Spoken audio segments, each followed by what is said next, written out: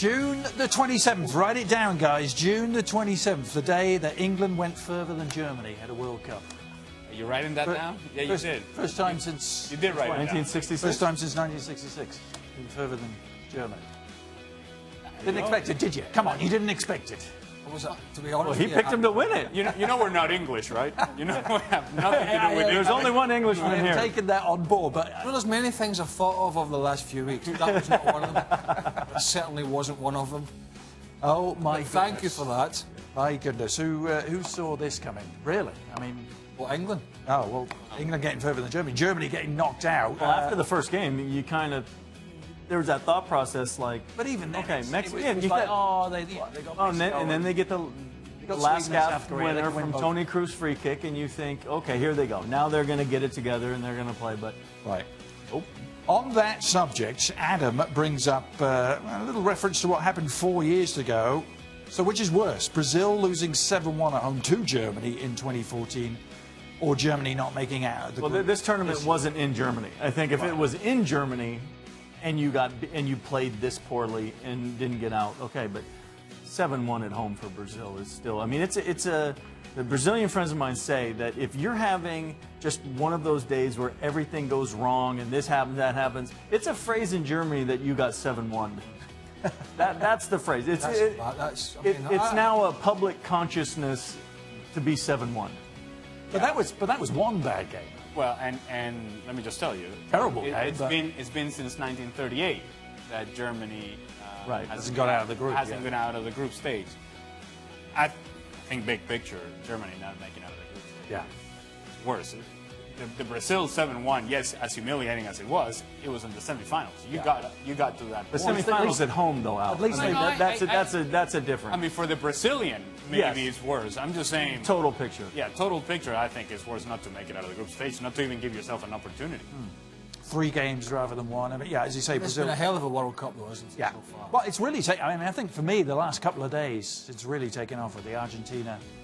Yeah, some of the. I was down in South Africa in 2010 for UK TV, and then we were down in Brazil, and I think there wasn't a lot going on. I mean, it was okay, but I mean, it just seems to be calm. Let's go from the Portugal game, the Portugal-Spain game at the beginning, and Cristiano slamming a last-minute free kick to get the draw.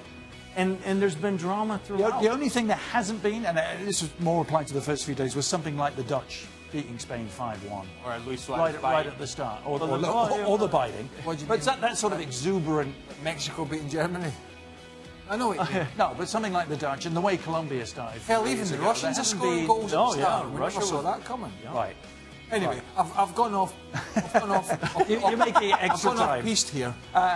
How do you rate Coutinho's performance so far? I think he'll be Brazil's main man at this World Cup, says Charles. Well, he's been Brazil's main man. The question is can Neymar take a step back, bring the rest of his teammates into the matches more, and if Coutinho, but if Coutinho continue to be that, then Neymar take that step back. But as Craig said, you just don't see it happening. Neymar 20 touches. Is it 15, 20 touches every time he gets the ball? Whereas you've got Coutinho, scored the great goal in the first game, talked about it on the show, scored the breaking goal in the Costa Rica game when they couldn't break them down, it was 90 minutes, and played one of the best balls in the tournament for Paulinho, because he gets it out his feet and he plays it. You know what I mean? He's making his teammates better dribbling as well. around and flicks and tricks to try and get a shot on goal. He's been brilliant. And I'm sure that Neymar is well liked by his teammates and they have a good relationship, what have you. But what we saw today, and we have seen throughout the course of the tournament, is as he's taking his touch after touch after touch after touch, well, you have players making runs in and around him. Those players are coming from somewhere. They've made 40-yard run to get to a dangerous position, and he continuously either dribbles into trouble and then loses the ball, and then those same guys that made the run, now they have to find their way back. Neymar is not going to get back and defend for them. At some point, you got to say, bro, what are you doing to me? You expect me to be there? I'm there for you, playing me the ball. That makes you a better player, and that makes us a better team. He's saving it all for the knockout round, isn't he? I don't care, because I like to see other people. And to answer the question, Coutinho has been fabulous.